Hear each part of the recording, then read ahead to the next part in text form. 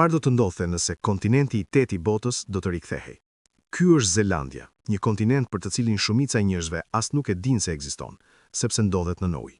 Në vitin 1895, një gjeolog zbuloi se Zelanda e Re nuk ishte thjesht një grup ishujsh, por majat e maleve të një kontinenti gjigant të fshehur nën oqeanin paqësor. Por çfarë do të ndodhte nëse ai do të ngrihej pa patur sot? Së pari, e gjithë harta e botës do të ndryshonte.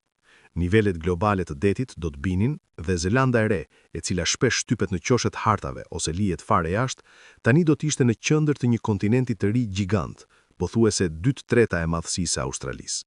Ndërsa Zelandia do të ngrihej, ajo mund të shqetësonte pllakat tektonike, duke shkaktuar më shumë tërmete dhe shpërthime vulkanike përgjatë unazës së zjarrit të paqësorit. Megjithatë, ky kontinent i sapo ekspozuar mund të mbante burime të pashfrytzuara si ari, nafta dhe minerale të ralla, duke çuar në një ethe ekonomike për pasuri. Dhe vende si Zelanda e Re, Australia dhe Kaledonia e Re do të nxitonin të pretendonin sa më shumë tokë të